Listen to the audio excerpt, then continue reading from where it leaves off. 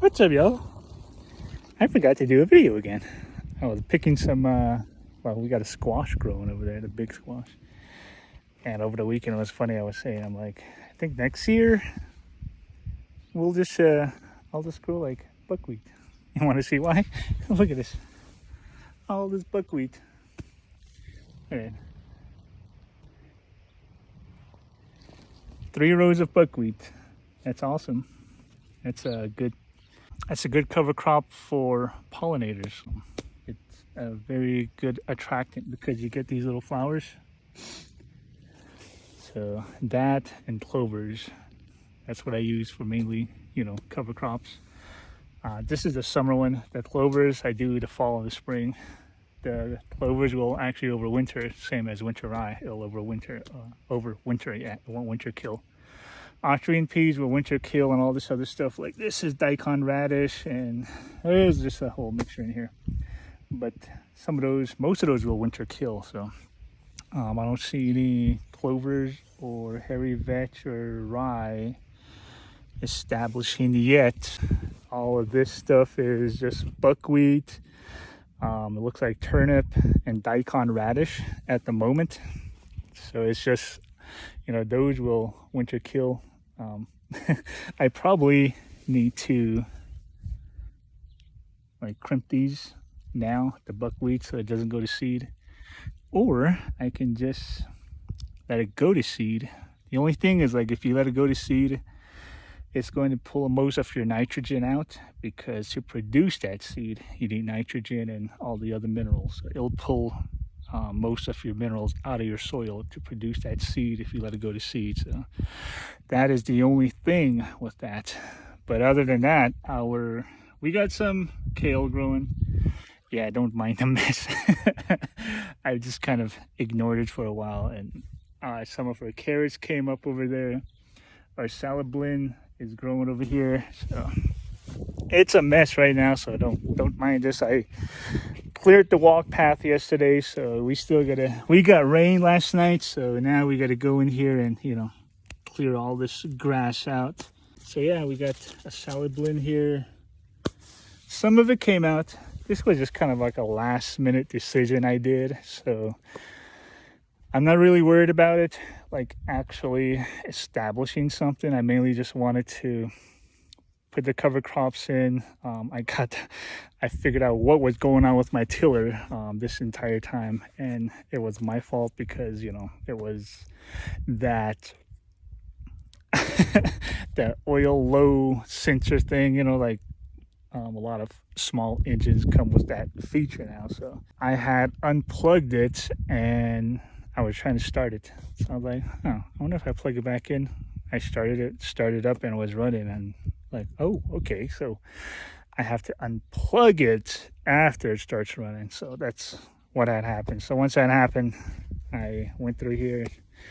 I had a video. I actually did a video the other month explaining why I actually tilled this, because of all the gophers and the moose and everything was so uneven. So, but I usually till every now and then, especially with all this. Oh look, there's a Daikon radish. It's awesome. Look at that, Daikon radish. You ever seen a Daikon radish? There it is. That is perfect if you're in hard pan, or you're in clay soil where the ground is really hard and you need to soften it up. Daikon radish, turnips, all the other stuff. There's a cowpea. What was it? Iron and clay cowpea, I believe it's called. But it's a cowpea that does the same thing. The roots on that is just so vicious that it digs into the ground and it'll break that soil up for you. So it's basically tilling the soil for you, but it's a plant that's doing the work for you. It's nature doing the work for you. So you don't have to spend manual labor on tilling your soil, or the thing you only have to do is aerate it a little bit if you want. I mean, there's bigger producers that just rely totally on cover crops, and they do that every year. When I started with winter rye. That was it. Built up really good nitrogen, brought the nitrogen back, and it also put a lot of organic matter on my soil. and it was amazing. At that time, I mowed it down. I just use a string trimmer to mow everything down. So that's like my go-to for everything. String trimmer, let it sit for about 4 days, tilled it in, let it sit for 2 weeks. A lot of it is just timing if you're working with cover crops, if you're going to start with it. So, and then after that, I planted corn, squash, and all the other stuff, and that was over here. So, I mean, I started with one cover crop. It was winter rye. I planted it in the fall. It came up, it established its roots, and it was about maybe 7 inches tall. It overwintered, kind of died down in the winter, but it kept the ground covered. That's the most important thing with cover crops, with regenerative agriculture, permaculture, all this stuff that they talk about. Keeping the ground covered. That's armor for your soil. So keep your ground covered.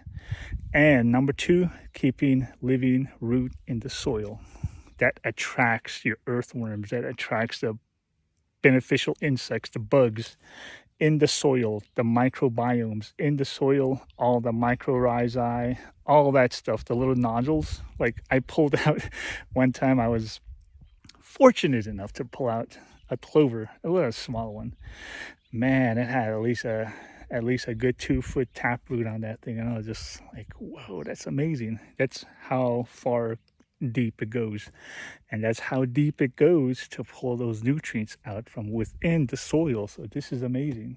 Every time I see like somebody's garden or a big field that's just bare, I'm just like, ugh. And then they complain about why, topsoil is gone, nutrient level is down, because you're keeping your soil bare, man. I mean, I'm telling you, I've been doing this since 2018. 2017 is when I actually first started fully. 2015 fall, I did the winter rye. That's kind of like my testing year, so I don't really count that. So 2016 is when I went full on. I got a 3-way mix, and it was from Johnny's. It was winter rye, archery and pea, hairy vetch. Oh, and clover was a 4-way mix that I used.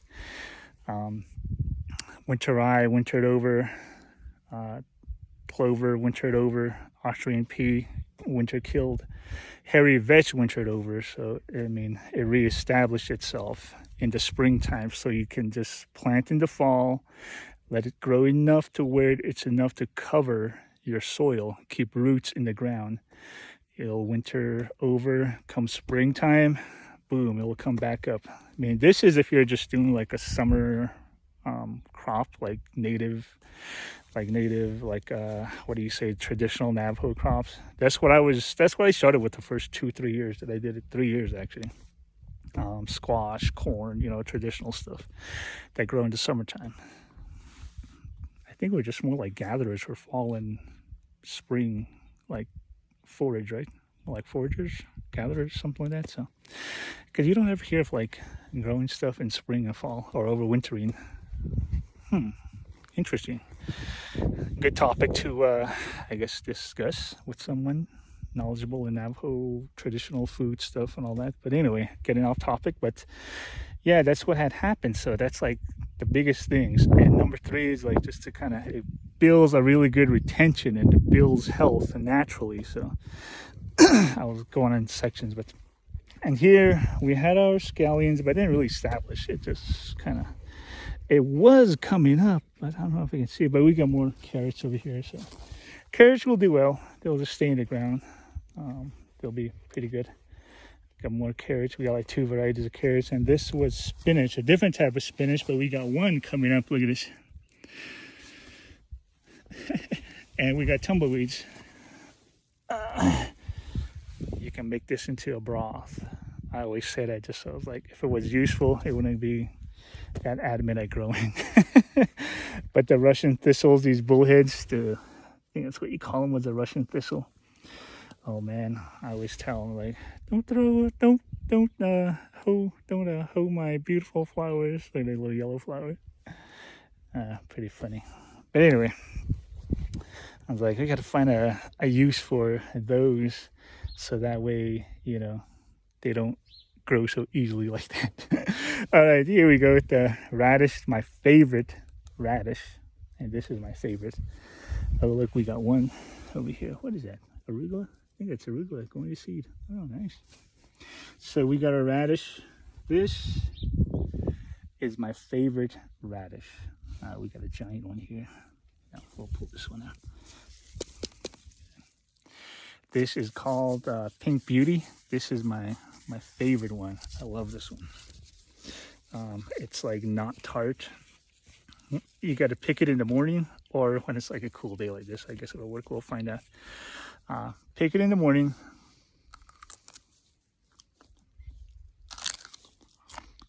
Ah, so good. This is my favorite radish. It's amazing. I usually just pick this with kale and spinach, and that was my breakfast. And I pick it in the morning before going to work. My mom and I would just have that, maybe like an omelet with it. So when we had lean chickens, and just make like an omelet with it. It was amazing. Ah, these are amazing. This is my favorite radish. It's called Pink Beauty. Amazing. I can eat it by itself. There's really no tenderness. If you pick it like on a warm or even hot day, it'll be more tender. So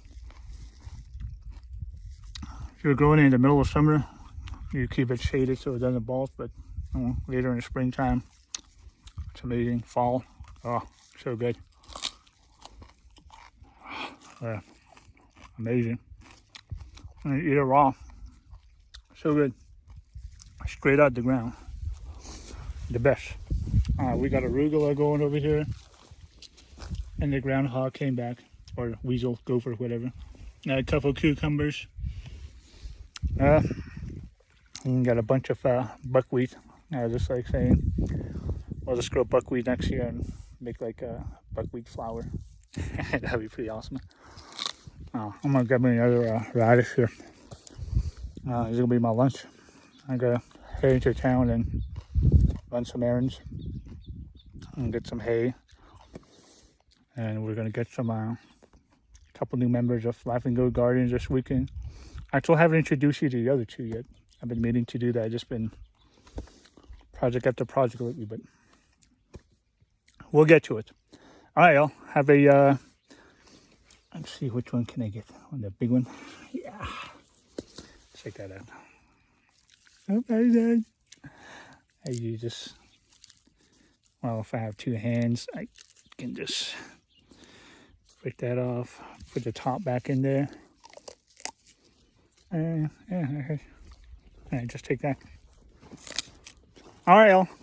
Have a good one. Peace.